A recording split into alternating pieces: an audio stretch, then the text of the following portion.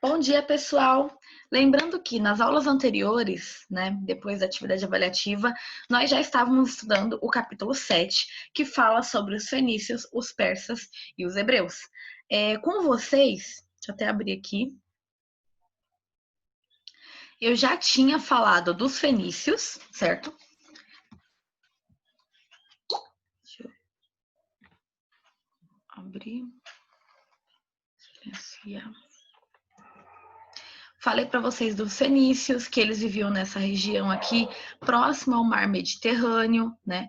Essa partezinha verde, que eles eram cidades-estados, então não tinham poder centralizado e eram um grupo de cidades completamente voltadas para o comércio.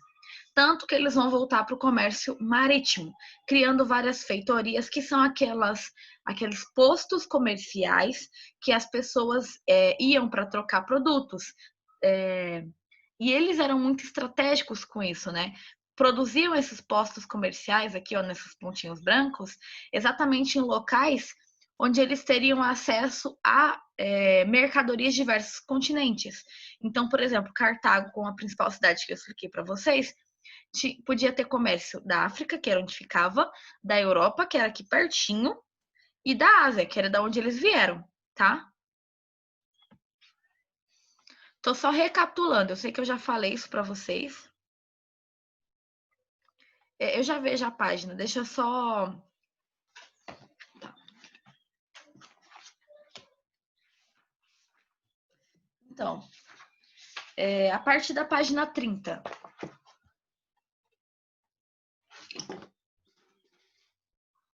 Tá? Mas não é que a gente vai ler necessariamente a partir da página 30, mas é que as coisas que eu estou explicando vão a partir daí. Falei do alfabeto que eles vão criar, né? É a primeira vez na história que existe um alfabeto. Então, que cada letra podem formar inúmeras palavras quando a gente coloca uma do lado da outra, diferente dos símbolos, que cada símbolo representava uma palavra. Falamos da importância, então, do comércio marítimo, já que do outro lado da região aqui onde eles viviam, aqui era montanha, era uma cadeia de montanhas, então eles não tinham facilidade de fazer comércio com essa região aqui de Canaã, que era onde eles ficavam, né? Era muito mais fácil fazer comércio marítimo aqui no Mar Mediterrâneo, que é um lago, né? Tô só recapitulando, gente. A gente já explicou tudo isso, tá? Se alguém tiver alguma dúvida, me fala, me pergunta, a gente para de novo e eu respondo. A expansão, né? Por causa do comércio, eles vão expandir, então, seu território para vários outros locais, tudo bem? Lembrando que vão ser pontos estratégicos para que eles possam fazer comércio entre os 3 continentes conhecidos, né? A Europa, a Ásia e a África. Então, eles tinham produtos do mundo todo rodando ali. O que unia eles, né? Já que eles não tinham um único rei, era o fator da cultura e idiomas semelhantes, tá bom? Construíam seus navios com cedro, que é um tipo de madeira. Peraí. Fala, Bianca. O que é mar Mediterrâneo? Aqui, ó.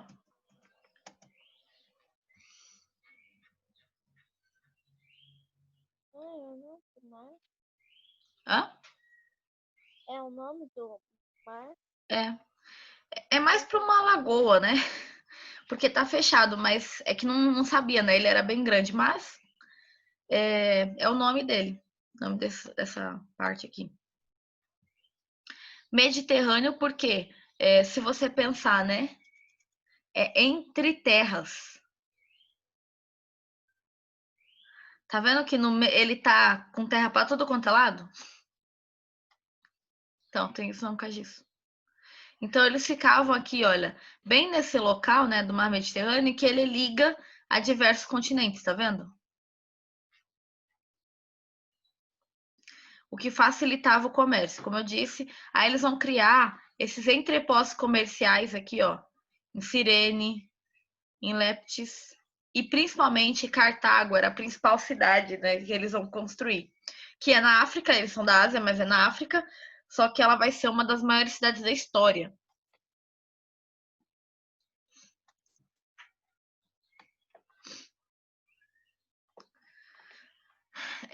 Todo fenício era cananeu, porque ele morava na região da Cananeia, mas nem todo cananeu era fenício. Existiam os filisteus. Quem lembra da história? Quem lembra um filisteu que vocês devem conhecer?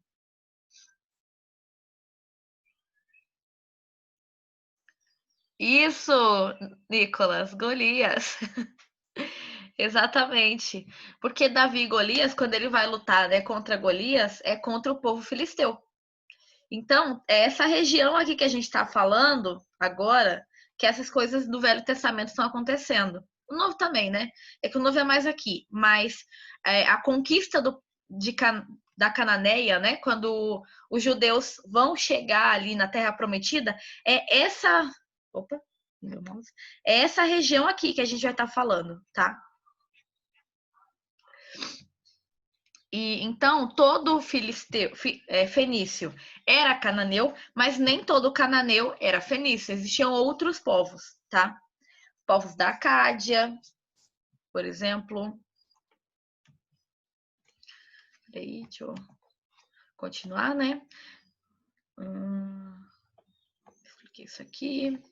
Esse daqui é um exemplo do navio fenício, porque na época ainda não existia a ideia de caravelas, né? Em que eles iriam pela força do vento, então tinha que ser remando.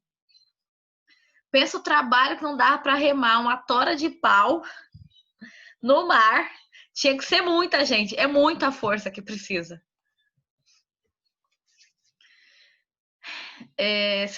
Cada cidade-estado era liderada por monarcas, então tinha uma espécie de um reinado ali na região, tá? E uma pequena aristocracia, ou seja, um pequeno grupo que iria apoiar essa liderança, provavelmente com comerciantes, porque era uma cidade extremamente comercial, e donos de terras, né? Também pessoas que tinham algum tipo de influência. Até que em 2500 a.C. eles começam a criar esses entrepostos comerciais e viram também. O que são isso? Tá na página.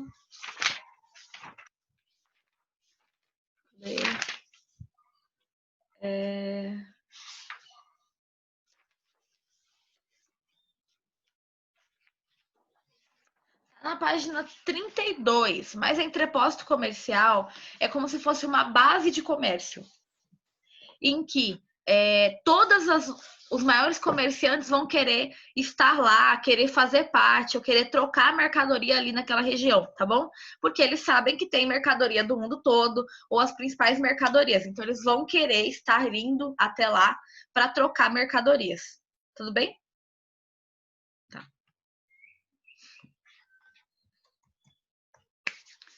Disputas constantes de território com os povos, por exemplo, os hebreus, filisteus, os arameus, que vão estar ali na região, vão tentar tomar o território dos fenícios. E como eles já estavam muito mais ligados a seus entrepostos comerciais, eles meio que abandonam a terra e vão ficar rodando por esses entrepostos que eles criaram. Por exemplo, Cartago, que era a principal cidade, né, que eles desenvolveram.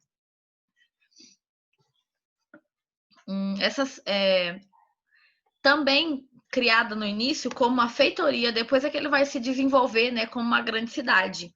Lembrando que a feitoria está na página 33 e uma feitoria é uma espécie de um posto de comércio que representa também a sua dominação sobre aquela terra, tá? Então, no Brasil, por exemplo, quando a gente foi estudar a história do Brasil, nós tínhamos primeiramente feitoria de Portugal aqui. Eles criam uma espécie de um galpão, tipo isso, em que eles vão deixar a mercadoria ali para quando eles passam por ali, eles têm mercadoria para pegar, ou então eles extraem algum tipo de mercadoria da região e deixa ali para quando eles precisarem, eles terem ali um ponto de mercadoria, tá? E aí eu falei para vocês, né, de Cartago. Cartago era uma cidade muito, muito importante. Eu expliquei, vou falar de novo porque é importante. Marca aí no livro de vocês. E de importante, tá? Página 33. Aproximadamente no seu auge, né, desse período, tinha 400 mil habitantes rico, uma das cidades mais ricas da história de transações comerciais, tá? Tinha comércio, tinha mercadoria praticamente do mundo todo, do mundo conhecido. Pedras preciosas, como marfim, ferro, né, ouro. E aí eles poderiam usar esses materiais do mundo todo ali nessa região. O exército deles não era um exército fixo. Eles pagavam pessoas que eram soldados profissionais. Então, que eram mercenários. Quem gosta de filme de ação já deve ter visto algum tipo de mercenário, né? Então, o mercenário, ele é um tipo de soldado que trabalha para quem paga mais. Mas você pensa, numa cidade extremamente comercial, o povo é rico. Então eles pagavam muito bem para esses soldados quando precisasse. Mas eu quero que vocês deem uma olhada aqui na imagem de Cartago que eu trouxe para vocês. Se vocês verificarem, nessa parte aqui de baixo, que daria para o mar, tem um muro. Então já não era de fácil acesso. Como é que entra em Cartago? Só por essa entradinha aqui, ó. Pelo mar. Então, quando a pessoa entrava para fazer comércio, isso daqui seria o porto, tá, de Cartago. Automaticamente, se não fosse comercial, era muito fácil de destruir o invasor, né? Se fosse, por exemplo, para entrar em guerra, porque eles eram muito espertos. Eles criaram um jeito, a pessoa praticamente entrava dentro da cidade e aí estava cercado. Eles podiam contratar os mercenários para ficar aqui. Outra coisa é que eles também utilizavam os elefantes para assustar e até esmagar, né, qualquer tipo de invasor, tá bom? Como a gente já falou na outra aula, quem já assistiu O Senhor dos Anéis viu como que dá para usar um elefante numa guerra. É uma disputa, né, até não muito justa, porque um elefante é muito maior do que um homem, né? Falamos também. Deixa eu ver, tem uma coisa no chat.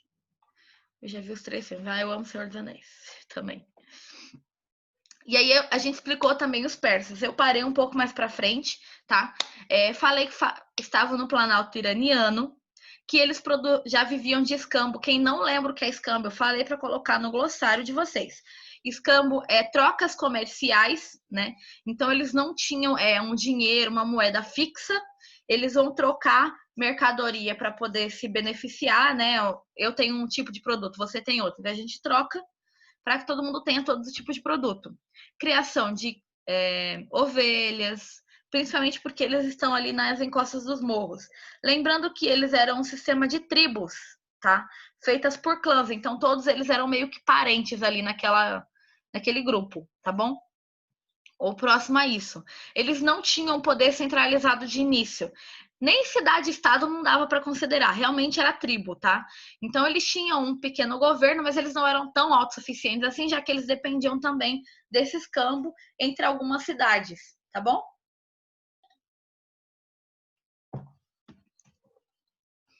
Até que em meados de 720, os medos se unificam em um único rei. Então, aquelas tribos que são consideradas da média, eles se unem com um único rei. Olha aqui no mapa, onde que tá a média, tá vendo? Lembrando, gente, para não confundir, igual teve gente que confundiu no passado. Quando eu falo medos, não é que a pessoa tinha medo, é o nome do povo, tá bom? A média. A média é a região e os medos são esse povo, tá? Eles se unificam bem rápido com um único rei, já desenvolvem um exército forte, tá bom? Que tinha cavalarias, né? Arco, flecha, lança, espada. Então, eles já vão se desenvolvendo por essa área de guerra mesmo. Diferentemente dos persas, aqui a Pérsia, que passaram a unificar de modo mais lento, tá? Então, eles demoram para realmente conseguir unificar todo o grupo que vivia ali na Pérsia, tá bom? Até que no século V eles são liderados por Ciro. Ciro até é um homem que aparece na Bíblia algumas vezes, tá? Ele vai unificar o povo e ele é considerado, então, Ciro o Grande, um dos grandes nomes persa. Ele estabeleceu a sua cidade principal em Susa. Deixa eu mostrar para vocês onde que é. Aqui, ó, no mapa. Susa. Repare que ele tá na beirinha já de uma parte que não era exatamente da região, né? ali já conquistada por eles, tá bom? Porque ele vai ser um grupo bem expansionista, ele vai conquistar mais para cá também. Então foi meio que esperteza dele. Gente, coloquem no chat o nome de quem está participando da aula, tá? Ampliando seu território até dominar os medos. Os medos eram maiores que os persas, porque eles se unificaram primeiro. Depois, os persas vão crescer tanto com Ciro que eles vão dominar também os medos. Então, cria-se o Império Persa, ou também conhecido como Império Medo-Persa, tá? Quando vocês ouvirem qualquer um desses dois nomes, ou Império Persa ou Medo-Persa, é o mesmo império que eles estão falando. É porque eram os dois principais grupos dessa região, dessas tribos.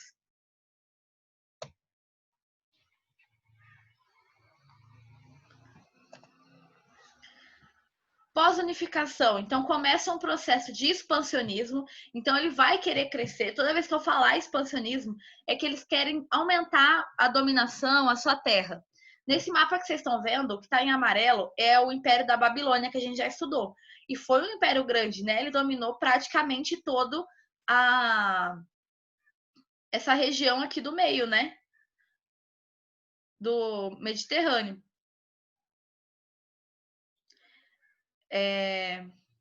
Da Mesopotâmia, desculpa, falei errado o nome.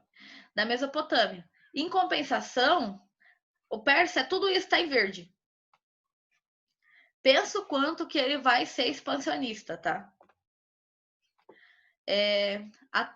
A leste até a fronteira da Índia, aqui em cima, e a oeste a Babilônia. Tanto que em Daniel, se você já leu Daniel alguma vez, ele vai falar exatamente que os hebreus foram dominados pelos babilônicos, né? E ficaram lá, alguns deles, por 70 anos, até que o Império Medo-Persa cresce, domina a Babilônia e vai mandar de volta os hebreus para reconstruir, né, Jerusalém, a cidade prometida. Então, para quem já leu essas partes da Bíblia, vai ser mais fácil, tá? Muito da história a gente usa, assim, a Bíblia como fonte histórica. Permitindo que os povos...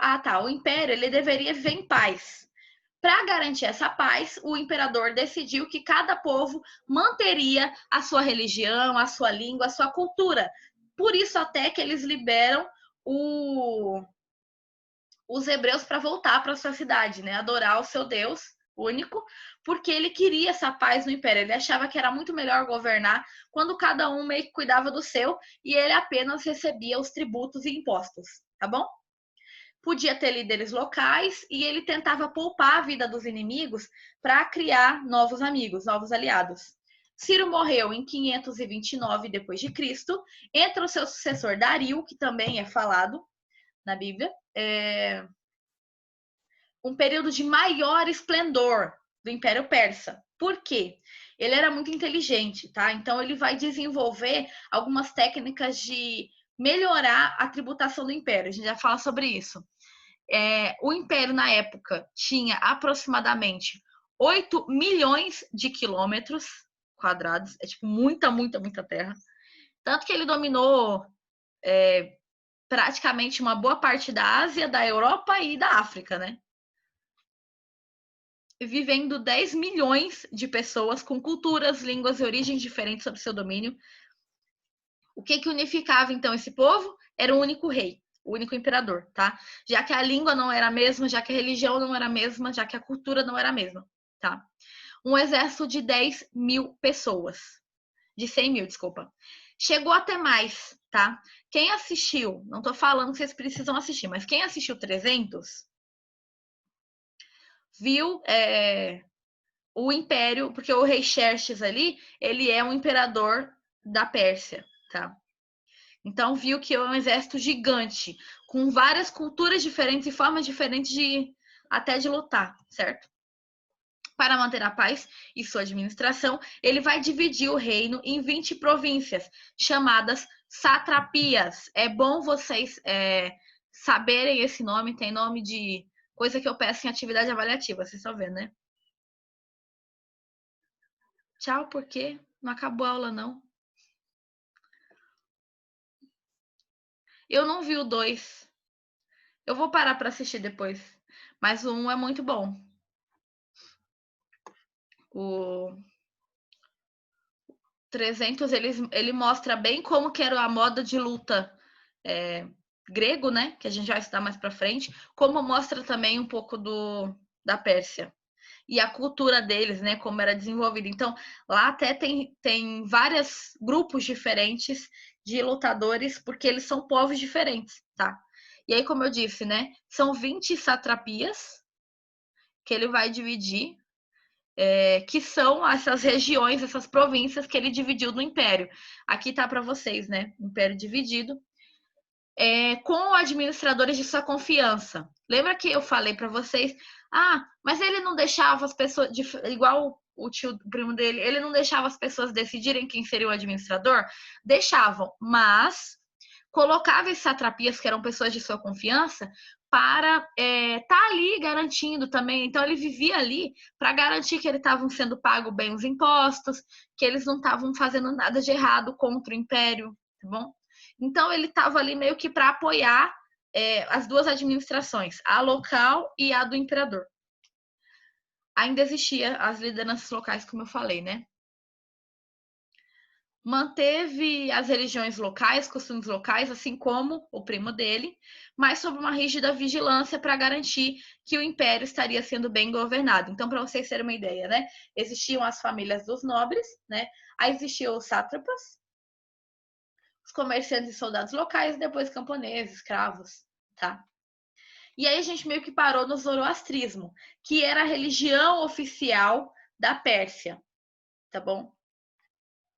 Apesar deles permitirem a cultura local, ainda existia quem era persa mesmo.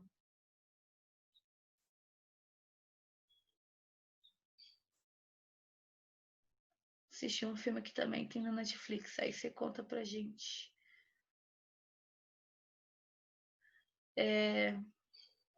Mas qual filme que é pra me assistir? Então, zoroastrismo, né? Era uma religião, no livro de vocês vai estar como monoteísta, mas não é um consenso sobre os historiadores sobre isso, porque pode ser também que seja duoteísta, uma religião que acredita em 2 deuses. Se ela for monoteísta, é a primeira religião da história com com um só Deus. Se não, seriam 2 deuses. Aí, quais são as diferenças? Né? 2 principais princípios fundamentais regiam o sistema de crença dessa religião na existência de Deus e no diabo, no bem e no mal, tá? Então, se for monoteísta, o Deus chama-se Ahura Mazda. Seria o Deus Supremo, criador de todas as coisas, tá bom? Se for duoteísta, também teria o Ahriman, que era o princípio destrutivo que rege a ganância, as trevas. Então, a ideia é do bem contra o mal no duoteísmo, tá bom? Que existiam 2 deuses, um bom e um mal, um lutando contra o outro. E você também poderia ir para o céu se você seguisse o bem.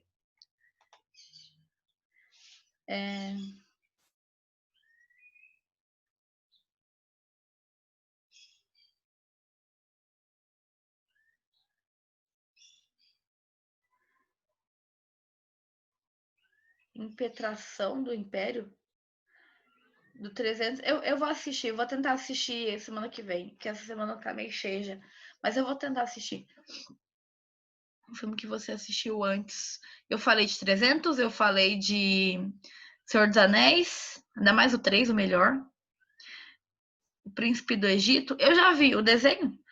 Eu já vi, mas faz muito tempo. É que essa parte aqui já não tem tanta ligação mais, né? Tá que a gente vai estudar os hebreus um pouquinho no próximo. Vou tentar hoje, né? Vamos ver. Os princípios, então, de bem e mal são representados por Ahura Mazda, que seria o deus do bem, né? E Eritman é o deus do mal. Então, se for só um deus, seria esse aqui, ó. O deus criador de todas as coisas que eles acreditam, tá? Mas, se fosse 2, é porque ainda não chegaram a um consenso, tá? Nem tudo na letra, na linguagem persa, conseguiram traduzir. Então, ficou um pouco complicado as pessoas tiveram dificuldade com isso. Aí tributos, né, que eu estava falando para vocês.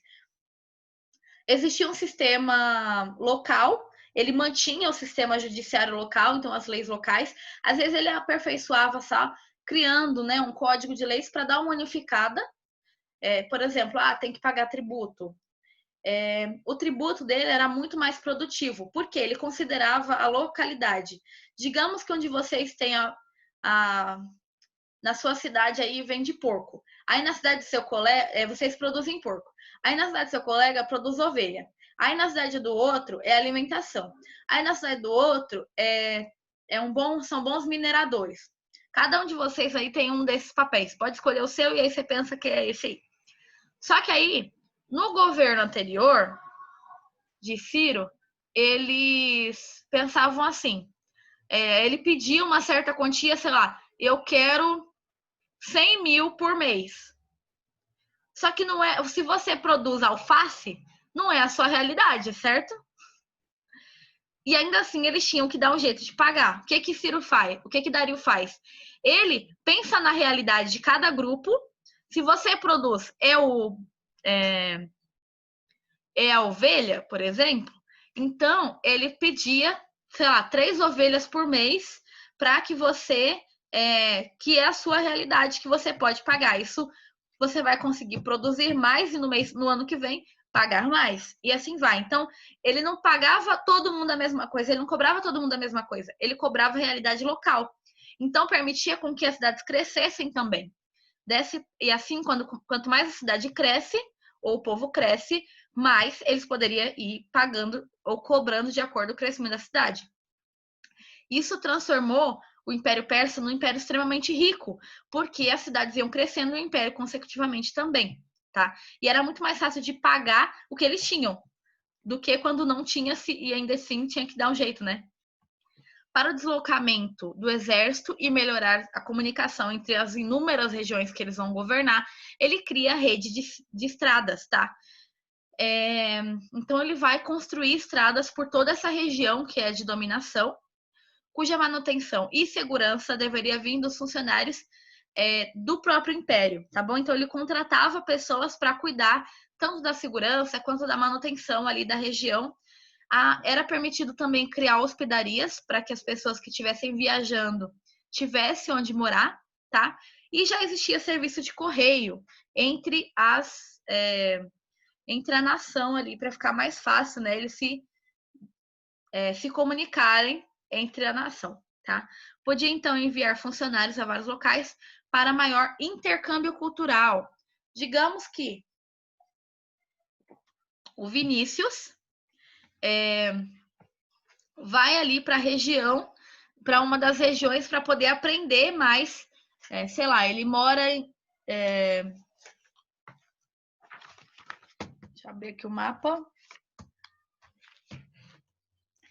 Página 36. Digamos que ele mora aqui na cidade de Nínive. Quem já leu sobre Jonas conhece a cidade de Nínive, né?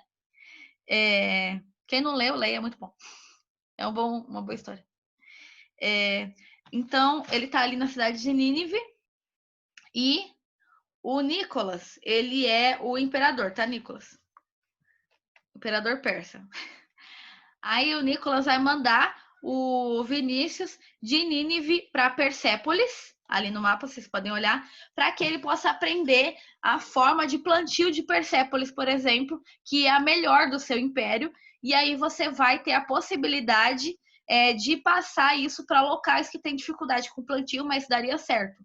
Então você vai poder trocar, e aí você manda ele depois, como, sei lá, por exemplo, digamos que é Sardis, né? Que é a cidade que está precisando ali de um bom sátrapa que ensine a plantar. Então você vai deixar ele, por exemplo, 2 anos lá, 2, 3 anos em Persépolis, ele vai aprender tudo que tem para aprender. Depois você vai mandar ele para Sardis, para poder ele ensinar ali a localidade como plantar melhor, entendeu? E como se desenvolver e crescer a cidade, tá bom? Então era uma outra forma de ter um intercâmbio cultural também, de técnicas, tá? Inteligente, né? Incorporou, então, a cunhagem de moedas dos lídios, então, que era uma forma, né? Os lídios já tinham uma moeda, então ele vai incorporar isso ao império, então agora vai ter uma moeda oficial, unificou o sistema de pesos e medidas. Gente, é sempre muito bom essas cidades que unificam pesos e medidas, por quê? Imagina se antes 1 quilo de algodão valia 3 vacas numa cidade. E, em compensação, em outra, 1 quilo de algodão valia 100 gramas de ouro. Então, assim, cada local era uma quantia totalmente diferente da outra. Então, era muito mais fácil quando unificava, porque o mesmo valor valeria para o império todo, tá? Pesos e medidas, tá bom? Possibilitando o desenvolvimento comercial e maior controle da parte comercial, existiam 4 capitais, tá? Susa sendo uma delas, que era uma das principais, né? Que foi onde tudo começou. Persépolis era outra, Ecbatana era outra e Passargada era outra. Com exuberantes palácios, jardins, templos, né? Sempre mostrando a riqueza do império. Gente que não colocou o nome no chat, coloca. Melhorou a infraestrutura de transporte, também o transporte marítimo, para poder tentar comércio com outras regiões.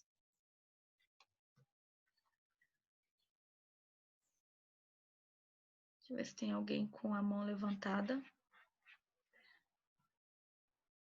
Não.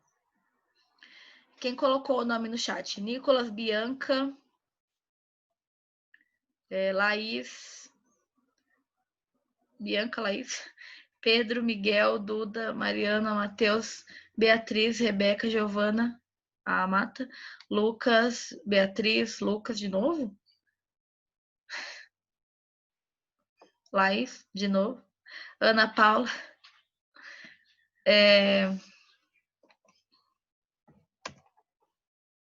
Poder e publicidade. Gente, diferente de alguns outros que destacam alguns deuses, ele vai destacar ele próprio. Então ele vai mandar fazer estátua dele para tudo quanto é canto e espalhar pelo império para que as pessoas saibam quem é ele, tá bom?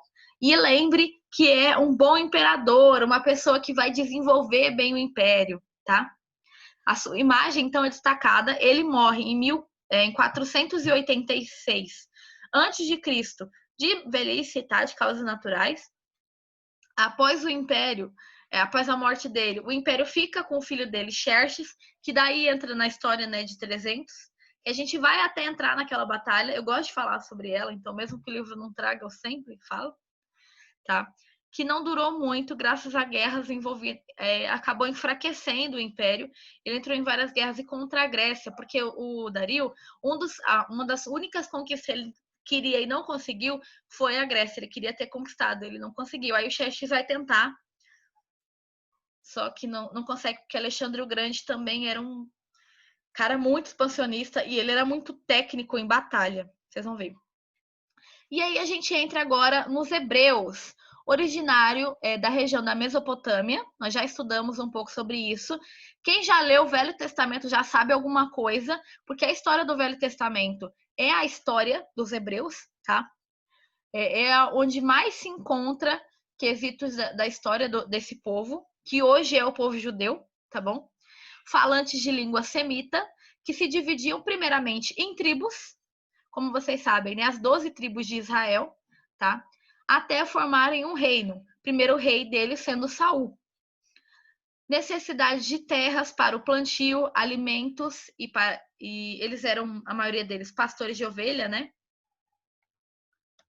Vocês levantam a mão sem querer? Quando eu vou abrir, vocês já baixaram a mão. Necessidade de terras para o plantio, alimentos e de pastagem para ovelhas, faziam um deslocamento constante. Então, eles ficaram por bastante tempo. O livro ele vai trazer, tudo bem. O livro ele vai trazer a história do povo de Israel um pouco desligado tanto de Deus, mas uma visão histórica, tá bom? Para vocês já ficarem acostumados. Eu gostaria que vocês lessem essa parte do povo hebreu. Antes da próxima aula, a gente vai focar bastante nela, tá? Para vocês terem uma ideia, a principal parte, então, como eu disse, é a Bíblia, mas ele vai focar como pastores de ovelha, como o único fator de ligação entre as tribos, sendo a religião, tá bom? Não só o sangue, como a gente considera quando você pensa que todos são descendentes de Abraão, tá? Como eu falei, a maioria era pastor de ovelha, eles se deslocavam constantemente em busca de terras. Gênesis é onde surge, né, o início de tudo. Então é onde você consegue descobrir, por exemplo, a raiz do povo hebreu, né, sendo Abraão como o pai de toda essa nação.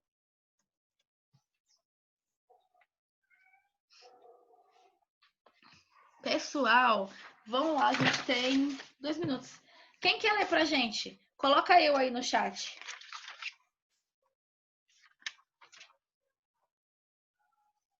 Vou estar anotando quem tá lendo, tá?